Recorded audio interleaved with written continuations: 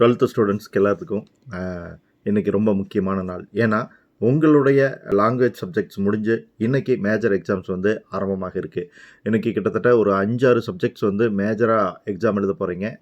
என்னென்ன சப்ஜெக்ட் இன்றைக்கி எக்ஸாம் எழுத போகிறீங்கன்னா, communicative English, ethics and Indian culture, computer science, computer applications, biochemistry, advanced language Tamil, home science, political science, statistics, nursing, ஒகேஷ்னலில் basic electrical engineering அப்படின்னு சொல்லி இந்த சப்ஜெக்ட்ஸ் எல்லாமே எழுத போகிறீங்க.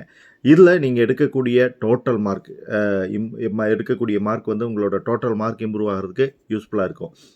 சில சப்ஜெக்டில் எடுக்கக்கூடிய மதிப்பெண்கள் வந்து உங்களுடைய கட் ஆஃப் மார்க்கையும் ரைஸ் பண்ணுறதுக்கு யூஸ்ஃபுல்லாக இருக்கும். எஸ்பெஷலி சொல்லணும் அப்படின்னா, நீங்கள் ஆர்ட்ஸ் அண்ட் சயின்ஸ் போய் ஜாயின் பண்ண போகிறீங்கன்னா உங்களோட டோட்டல் பார்ப்பாங்க. அப்போ இதில் வந்து உங்களுடைய மதிப்பெண்கள் நல்லதாக இருந்ததுன்னா நீங்கள் நினைக்கிற சீட் கிடைக்கிறதுக்கான வாய்ப்பு பிரகாசமாக இருக்கும்.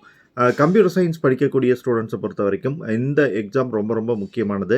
இதில் படிக்கக்கூடிய ஸ்டூடெண்ட்ஸ் வந்து பெரும்பாலும் என்ஜினியரிங் போகிறவங்களா இருப்பீங்க. அப்படிங்கிறதுனால உங்களுக்கு இந்த கம்ப்யூட்டர் சயின்ஸ் மார்க் வந்து ஒரு இடத்துல ரொம்ப முக்கியமானதாக இருக்கும். எங்கேன்னா, என்ஜினியரிங்கில் ரேங்கிங் போடும்போது 4th ஆப்ஷனல் சப்ஜெக்டை கன்சிடர் பண்ணுவாங்க. ஸோ அந்த இடத்துல இந்த கம்ப்யூட்டர் சயின்ஸோட மார்க் வந்து உங்களோட ரேங்கில் சேஞ்சஸ் கொண்டுகிட்டு வர்றதுக்கு யூஸ்ஃபுல்லாக இருக்கும். இந்த எக்ஸாம்ஸ் எல்லாமே வந்து உங்களுக்கு பெரும்பாலும் இன்றைக்கி ஈஸியாக இருக்கிறதுக்கான வாய்ப்புகள் தான் அதிகம். எஸ்பெஷலி கம்ப்யூட்டர் சயின்ஸில் சென்டம் எடுக்கிறதுக்கான வாய்ப்புகள் வந்து நிறைய பேருக்கு இருக்குது. கவனமாக படிங்க, கொஸ்டினை தெளிவாக அண்டர்ஸ்டாண்ட் பண்ணிக்கிட்டு எழுதுங்க. கண்டிப்பாக உங்கள் எல்லாத்துக்குமே நல்ல மதிப்பெண்கள் வரும். Bye friends.